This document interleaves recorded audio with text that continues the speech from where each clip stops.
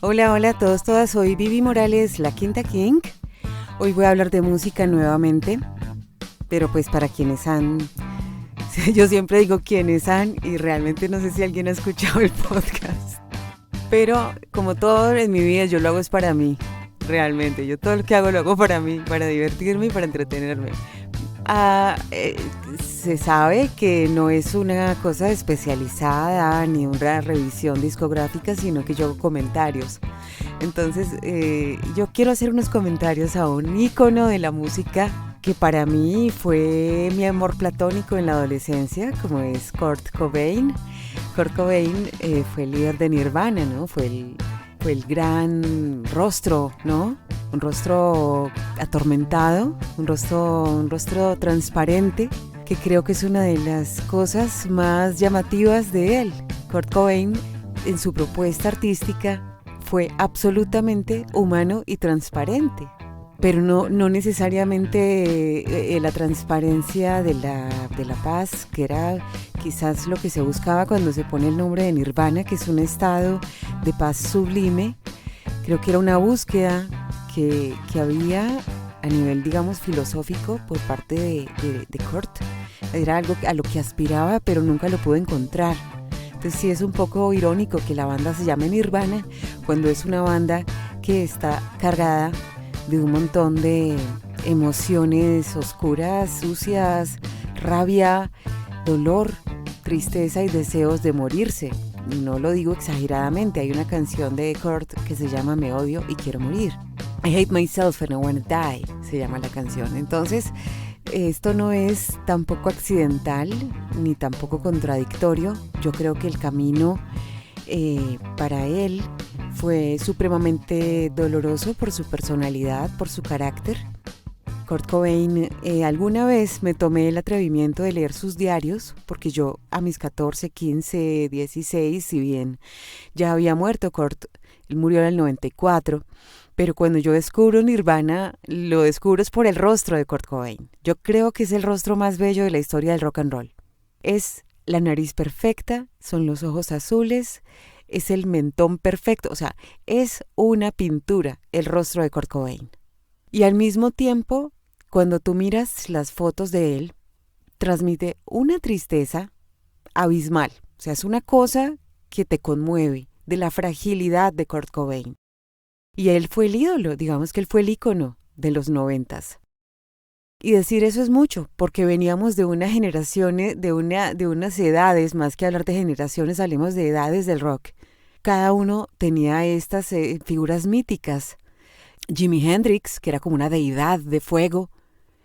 Estaba Robert Plant, que tenía esta cosa ahí como medio de mago, como si fuera, como también había algo en él como de brujo. O sea, yo hay performance de Led Zeppelin donde digo, este man tiene un aura como si fuera brujo. La sensualidad de un Jim Morrison, por ejemplo, también ese magnetismo, ese erotismo, lo salvaje, lo peligroso en Mick Jagger, ¿no? El compromiso político y el romanticismo callejero en Bono de U2. Todos estos personajes, y ni hablar de John Lennon, pues que ya esto es la tapa de todo. Pero en los 90s la figura de Kurt Cobain no era ni del erotismo, ni del mago, ni del chamán, ni de nada. Kurt Cobain fue el primer ídolo humano, realmente humano, dolorosamente humano de la historia del rock. O sea, Kurt Cobain no era es otro que me faltó, Freddie Mercury, ¿no? Él decía, yo quisiera ser como Freddie Mercury, pero yo no lo disfruto. O sea, a él no le gustaba la fama, no le gustaba salir a un estadio así y que todo el mundo que coreara sus canciones. Eso le parecía profundamente incómodo. Creo que en parte por eso era que destruían los instrumentos, porque era una forma de resistirse a todo esto que llaman la fama, el éxito. A él le estorbaba, le hacía demasiado ruido ese mundo, y él no, tampoco fue que buscó la música como una forma de sanar. Al contrario, yo creo que la música y el entorno de la música y el mundo en el cual él se involucra, pues lo terminó de quebrar por dentro. y todos quienes seguimos las canciones de Nirvana, pues nos dimos cuenta de ese proceso, de esa espiral de perdición, más que todo existencial, ¿no? Porque yo a Kurt Cobain no lo tengo claramente nunca como el revoltoso, el que pateaba puertas, el que robaba. No, o sea, Kurt Cobain era un tipo muy inofensivo. Kurt Cobain era un chico triste del pueblo de Aberdeen, de un pueblo perdido en la nada de Seattle, Washington, Estados Unidos. Empecemos por ahí. ¿Era muy pinta? Sí. Pero la historia de Kurt Cobain no es la historia de un chico exitoso con las mujeres, ni es el mariscal de campo, ni es el capitán del equipo de fútbol del colegio, ni es el novio de la porrista, nada de esto. Kurt Cobain era un muchacho, hijo de una familia divorciada, que vivió con la madre, luego vivió con el padre, luego lo echaron, trabajó de conserje en la escuela, durmió en la calle. O sea, él tenía ya de por sí, y aunque dicen que también sufría un trastorno bipolar, pero su estado de ánimo era gris, así como era su pueblo Aberdeen.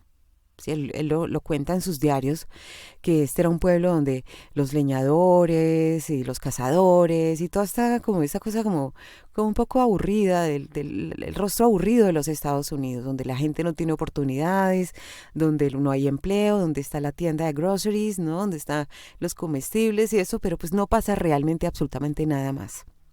Entonces Kurt Cobain, pues un poco vivía el desencanto. O sea, él vivía muy desencantado de la vida y pues empieza a sacar, a reunirse con otras personas, con Chad Channing, me acuerdo que fue el primer bajista de Nirvana, y con Chris Novoselic, el primer baterista, y con Chris Novoselic, que fue el bajista siempre de Nirvana. Entonces ellos eran muy amigos, Chris Novoselic y Kurt Cobain. Y también pues había como una movida ahí interesante, medio underground en Seattle, no tanto en Aberdeen, pero sí en Seattle. Entonces se va dando una dinámica donde había un montón de jóvenes y allí el rock and roll, como movimiento cultural y musical, sufre un brutal cambio. Y esto es importantísimo para que la gente entienda por qué los 90s fueron así. Y cuando hablo de los 90s no estoy hablando de Technotronic, ni del house, no, estoy hablando de los 90s del rock and roll. ¿Por qué los 90s fueron así? Porque hubo un cambio demográfico en el consumo de la música rock. Entonces, mientras las bandas de Boston, de New York, de Los Ángeles dominaban la escena, con una cosa súper estrafalaria, salvaje, las bandas de metal y sus subgéneros, algunas muy fancies, otras más del power, del poder, de Sisema, no sé qué. Toda esta gama de subgéneros del metal dominaba la escena a finales de los 80s y era una sensación. Entonces, ¿qué pasa cuando yo hablo de un cambio demográfico? Es que los jóvenes como Kurt Cobain y otros, como decir el chico loser del colegio, la gorda, el bipolar, o sea, gente que realmente no era ni el metalero que pateaba a los nerds, aunque pueda ser muy estereotipado, ni el que se metía al cementerio. No, estos eran unos manes y unas chicas que simplemente estaban aburridos de vivir. Y esta fue la gente que se convirtió en el gran público del género o del nombre que vinieron luego la prensa a ponerle a la música de Nirvana y de todas las bandas de esta parte del país, que fue Seattle. Entonces eso se llamó grunge, que significa más o menos sucio. Entonces era la suciedad, lo que venía en el andén, lo que venía pegado a los zapatos, lo que le hacía ruido a la gente, lo que de algún modo generaba desprecio, ¿no? Entonces miren que ahí hay un juego muy chévere psicológico de cómo el rock se va adaptando según el estado de ánimo de la gente que lo escucha. No es que los noventeros impusieron su música, es que los noventeros conectaron con un montón de gente que no se sentía identificada con unos machorros así, con el pelo crespo, negro, largo, así, diciendo que se iban a ir al infierno y que no sé qué, y que vamos en la motocicleta, baby. O sea, había un montón de gente, hija de familias separadas, padre alcohólico, chico suicida, o sea, Y esta música no les estaba hablando. El grunge sí les habló. Y les habló con mucha franqueza. O sea, les habló con la sinceridad de alguien que se siente igual o peor. Y este fue el gran legado de Kurt Cobain. El gran legado de Kurt Cobain no fue el legado de ser un hombre consumido por las drogas, no. Porque si vamos a hablar de drogas en la historia del rock and roll, a ver. El gran legado de Kurt Cobain fue el de afrontar su arte con, digamos, cierta dignidad, la dignidad que otorga la transparencia. Él no se ocultaba, él se dejaba ver vulnerable y compartir su sensibilidad con otros que se sentían como él. Ese es el legado de Kurt Cobain. Y además era el espíritu de su música, era, digamos, casi asexuado, porque es que la generación del grunge no es exuberante en cuanto a términos sexuales. O sea, no es las chicas en el pantalón de cuero. No, incluso hubo un crítico musical que un día en un programa que vi dijo, no sé qué pasó en los 90s, que cuando estaban en los 80 las chicas andaban con el top, el bikini arriba, pantalón de cuero, super hot, super sexy, las uñas rojas. Llegan los 90s y andaban con un jean grande y una camisa leñadora. O sea, ¿qué pasó con la sexualidad en los 90s? Y era porque el estímulo, era porque la gasolina, para hablar en términos reggaetoneros, la gasolina de los 90s era la rabia, era la tristeza y no era necesariamente la sexualidad. Kurt Cobain nunca fue el macho así que uno diga, pues el que irrumpía en la escena con las patas, no. Kurt Cobain era un hombre absolutamente delicado. Sí tenía su rabia y le expresaba al modo de Raúl Gómez Hattin hacia sí mismo, al punto que se mató.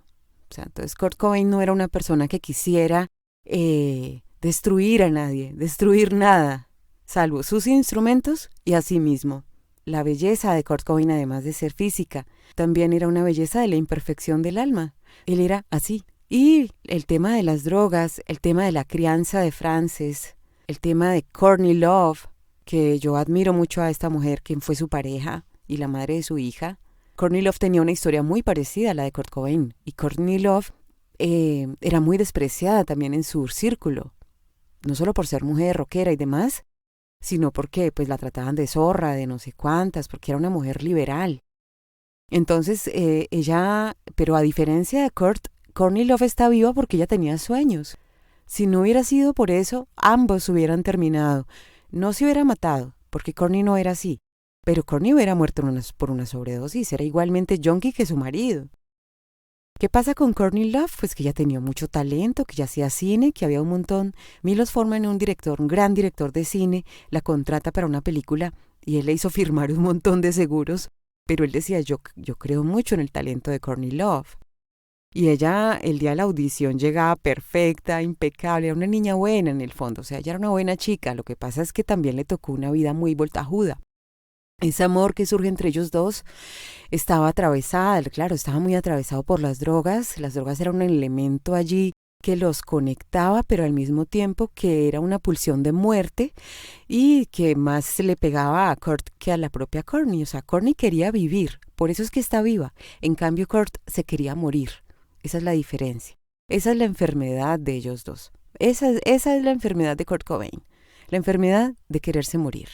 Estaba escuchando una versión de la última canción, digamos, casera o de estudio, más bien improvisada que él grabó. Se llama Do Re Mi. Y uno realmente detecta el desconsuelo con que él la canta. Es tan conmovedor, es tan hermoso escuchar eso. Te pone los pelos de punta. Y uno sabe que él de verdad está sufriendo. O sea, creo que es, si algo pueden decir, de Kurt Cobain pueden decir lo que quieran, pero nunca que fue un farsante, ni que era un tipo que posaba de algo. Eso no aplica en el caso de Kurt Cobain. Incluso él ya no creía en el grunge desde antes de morir. Él andaba con una camiseta que decía Grunge is dead. El grunge está muerto. Él no creía en nada de lo que estaba montado. Él sabía y era consciente de su propia humanidad. Y él era consciente de su dolor y con eso hacía canciones. Y chao, olvídense de lo demás, de los propósitos, del activismo, de los premios, eso le valía verga.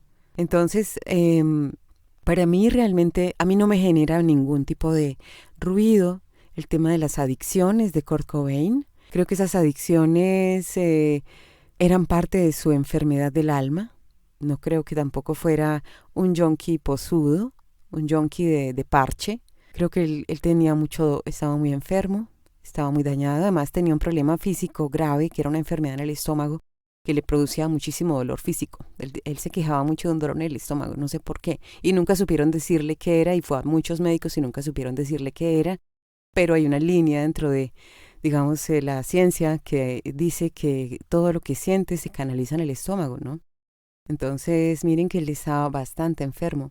Bien, ¿qué más puedo decirles yo sobre Kurt Cobain? Pues que yo lo amé mucho, que fue mi amor platónico, que hasta le prendíamos velas cuando se conmemoraba un año de su muerte, le prendíamos velas y poníamos velones al lado de los pósters que tenía en mi habitación.